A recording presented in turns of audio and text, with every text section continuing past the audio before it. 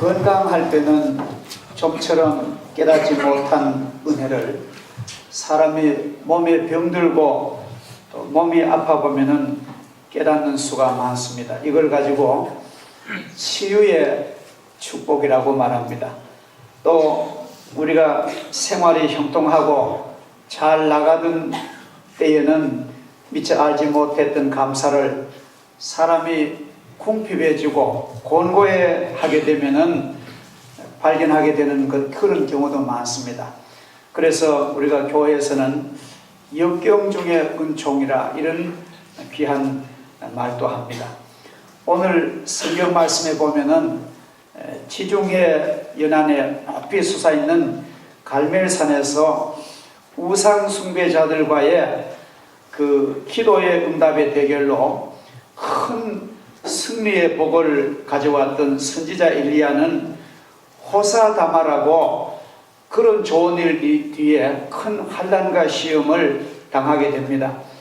북왕국 이스라엘 왕 아합과 그의 아내 이세벨이 엘리야 선지자를 죽이기 위해 전국에 체포령을 내렸습니다.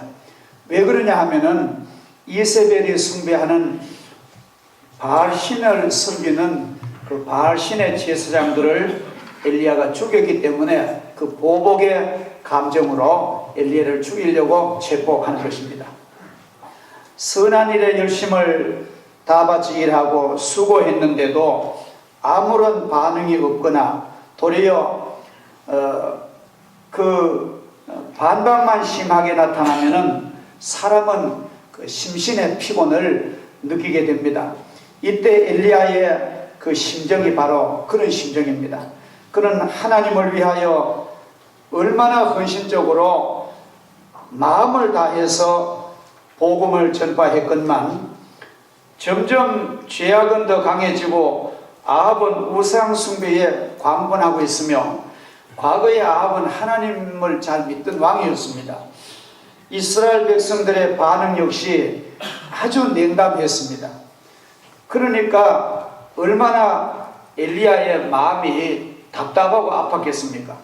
그런데다가 이제는 아합 왕으로부터 체포령까지 내렸으니 엘리야 선지자는 갈 곳도 피할 곳도 없는 아주 외로운 처지가 되었습니다.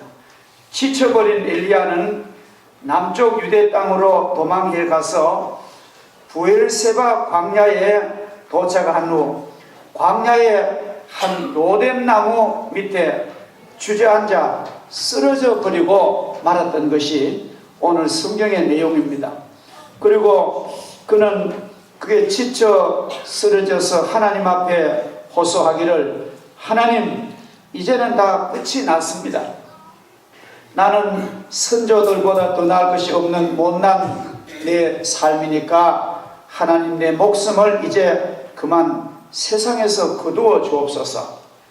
이런 마음 아픈 하소연을 그는 하나님 앞에 하게 됩니다.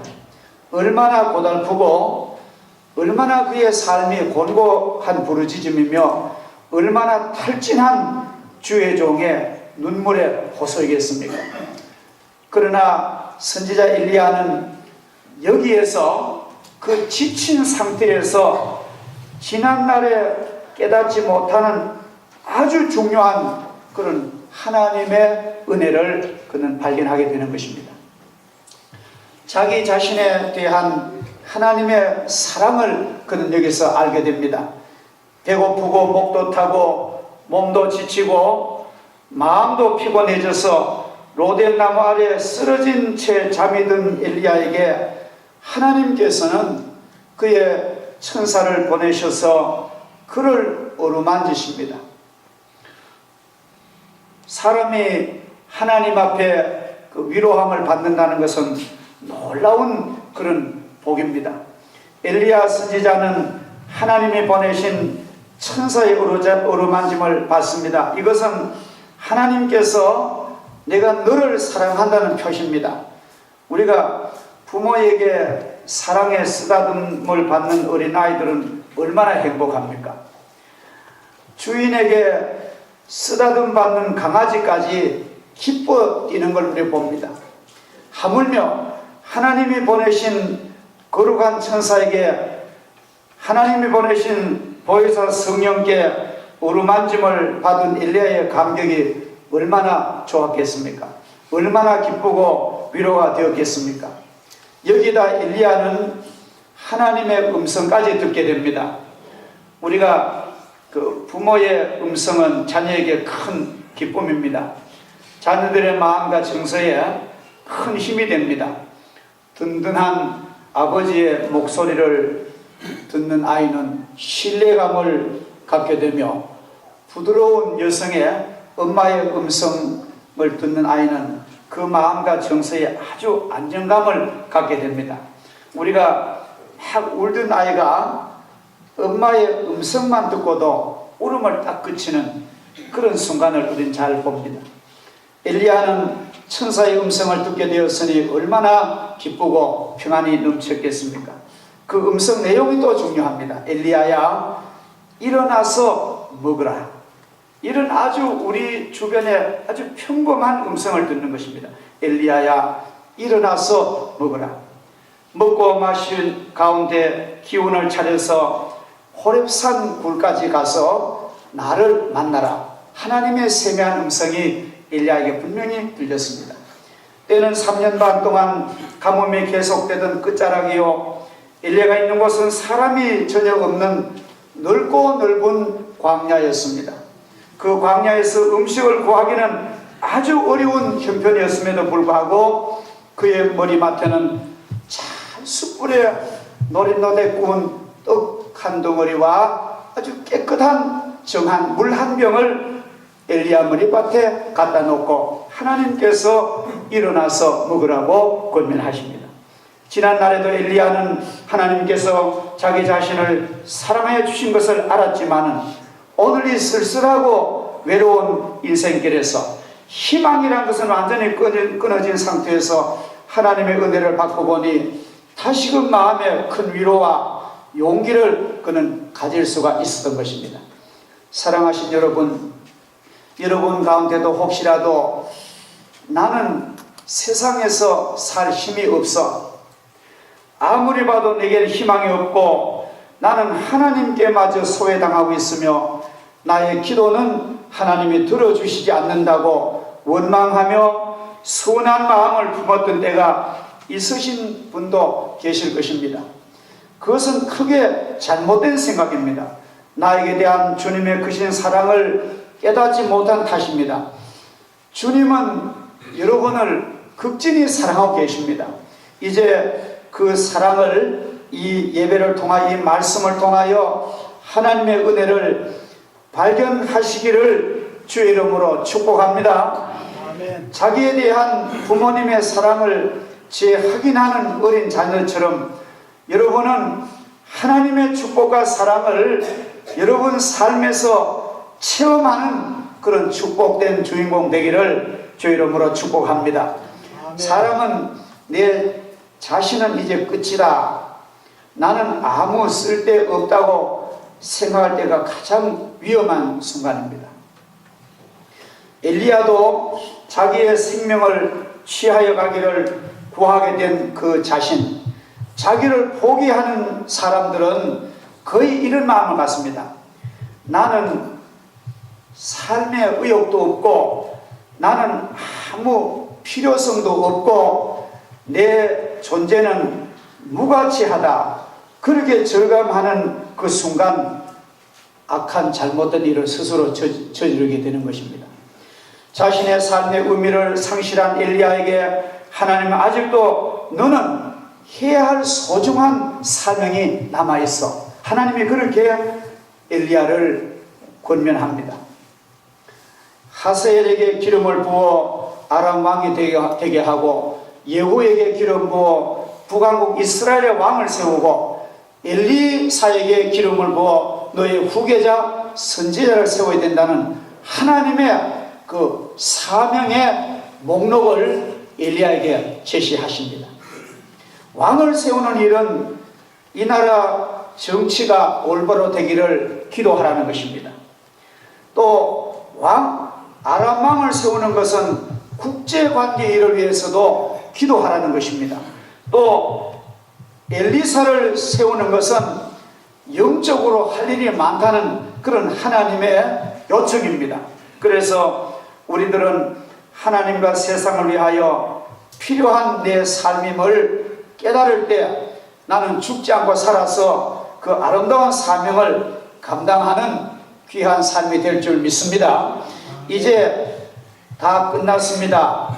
그만 내 목숨을 거두어 주십시오 라고 체념적인 기도를 하던 엘리야는 자기 자신이 아직도 할 일이 많이 남아있음을 발견하고 자기 자신의 필요성을 절감하게 되는 것입니다.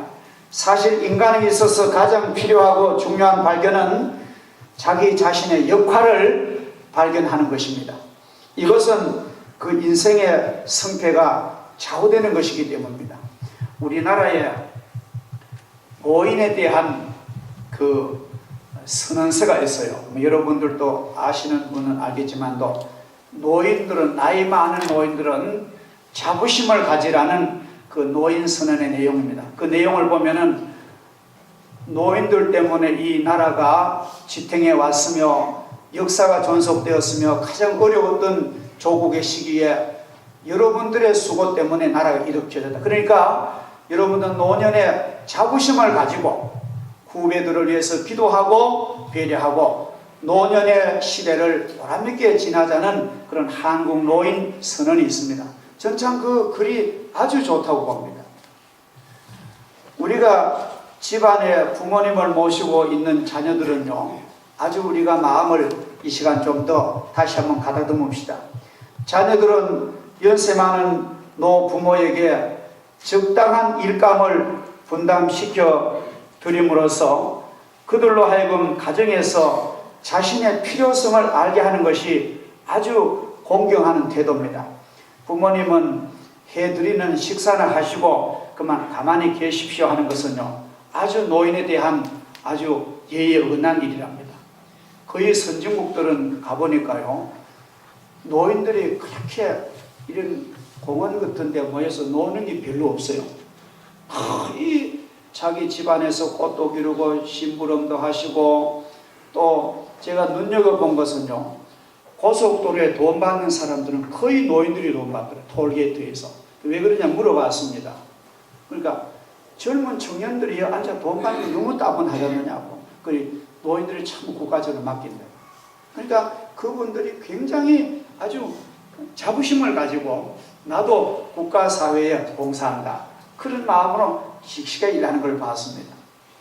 그래서 우리는 어른들에게 힘겨운 일은 안 되지만도 손자, 손녀 세수시키는 일을 부모님에게 맡기시고, 또 신문이나 우유값 지불하는 간단한 은행 볼 일도 이거는 어머니 일입니다. 맡겨드리고, 또 시장 보는 거 뭐를 사오시든지 간에 계란을 사오시고 채소 사고 뭐를 사오든지 거기에 다른 일 하지 말고 어머니 아버지 이건 몫입니다. 우리 집에 이런 살림 일부를 어머니 아버지가 사십시오. 우리 교회도 그렇겠습니다. 우리 교회도 젊은 층에만 일을 자꾸 하지 마시고 이런 일 정도는 우리 선교에서 해 주십시오 하는 것이 오히려 좋은 대접 같습니다. 아무 일도 하지 말고 그냥 대접만 받으러 가면 그건 굉장히 소외시키는 그런 심리란 거예요. 그래서 앞으로 우리 교회와 사회에서도 맡길 만한 일을 연구하고 우리는 그렇게 나가는 것이 외롭게 몰리는 엘리야와 같은 로뎀나무에 지친 상태를 미연에 방지하는 것입니다. 교회는 맡겨 사는 일도 있습니다. 장로, 집사, 권사는 하나님께서 택하여 세우셔서 하나님이 맡기시는 그런 직분입니다. 그러나 교회 안에 가만 보면은 하나님께서 어떤 제도적으로 안 맡기셔도 자원해서 기쁨으로 봉사하는 직이 너무너무 많습니다. 이러한 자원하는 봉사 직분은 잘 감당할 때에 하나님께 큰 영광되고 자신에게 큰 기쁨이 되고 믿음이 그 자원한 일을 통해 막 쑥쑥 자라는 것입니다.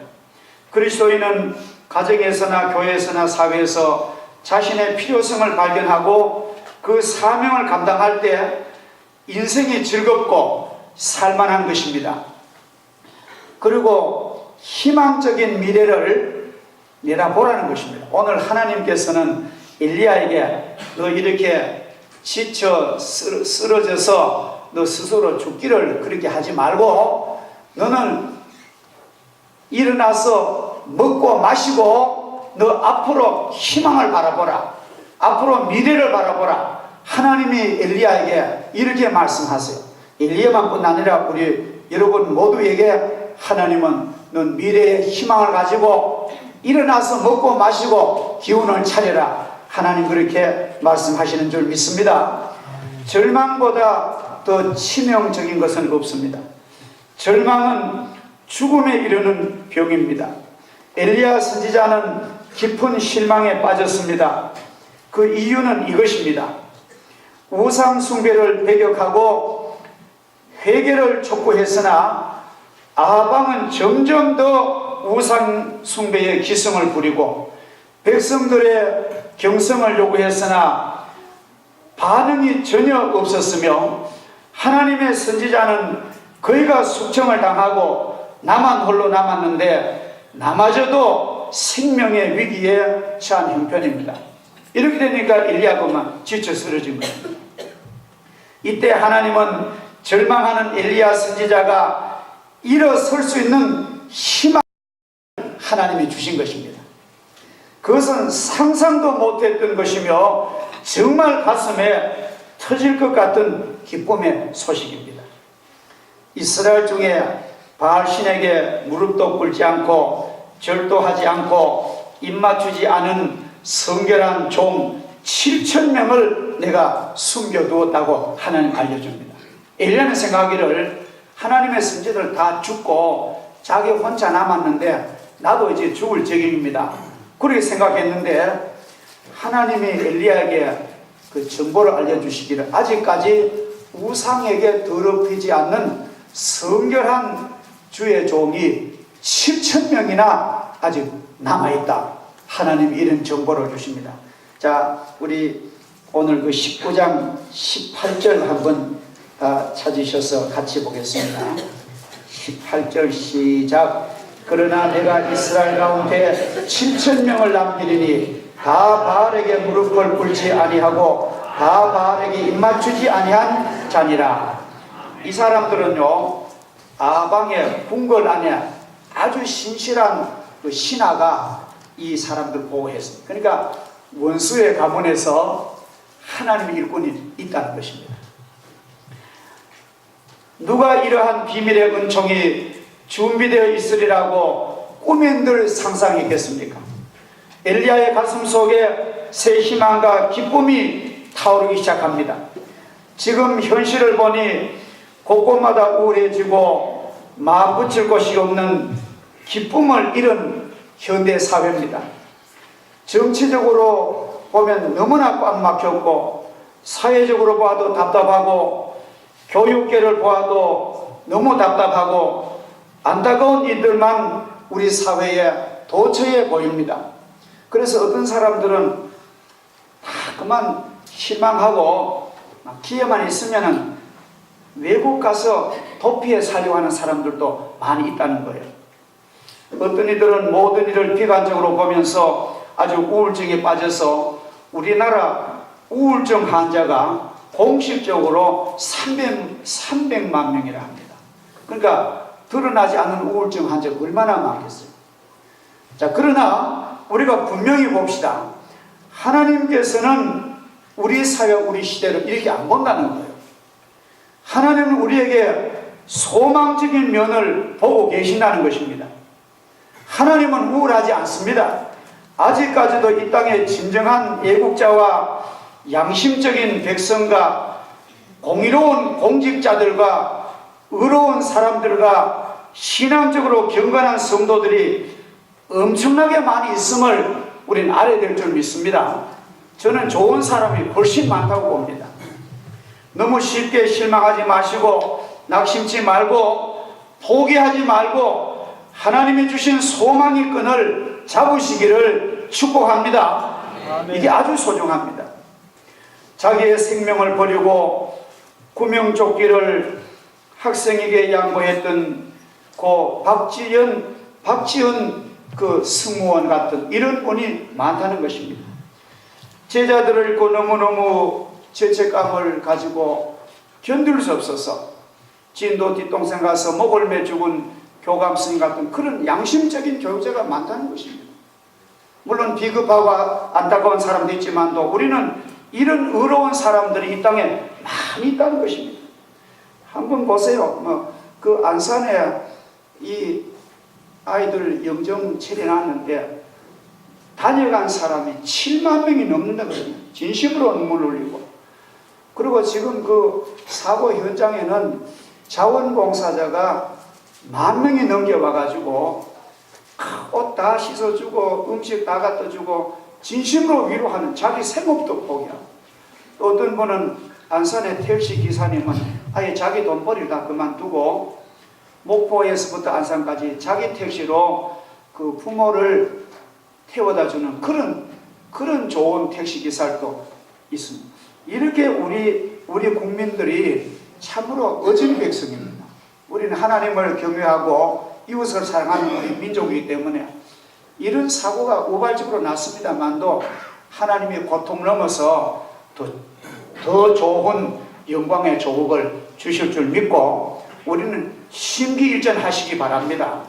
당분간은 우리가 이 고통을 함께 합니다만은 우리가 마음을 차근히 해서 우리의 사업과 우리 직장과 우리의 자녀들을 우린 더 알뜰하게 돌보는 그런 신앙의 용기가 아주 필요하다고 우리는 봅니다. 이러한 희망의 사람들은 반드시 하나님께서 내일의 축복을 주십니다. 사람은 떡으로만 사는 것이 아니라 하나님의 말씀과 소망으로 살아갑니다. 이제 당신이 지쳐 쓰러진 그 로뎀나무 아래서 그곳이 당신을 위한 부활하신 예수님께서 베푸시는 은총을 깨닫는 놀라운 장소가 되시기를 주 이름으로 축복합니다. 아멘. 나는 더 이상 갈 수 없다고 하는 그 지점이 하나님이 도우신 지점입니다. 큰 믿음을 가지시고 일어나서 음식을 먹고 호렙산 굴까지 가는 축복의 발걸음 되시기를 주 이름으로 축복합니다. 아멘. 기도하겠습니다. 전능하신 하나님 아버지, 주님의 크신 사랑을 감사합니다. 오늘 인생과 사명에 지쳐 쓰러진 엘리야 선지자에게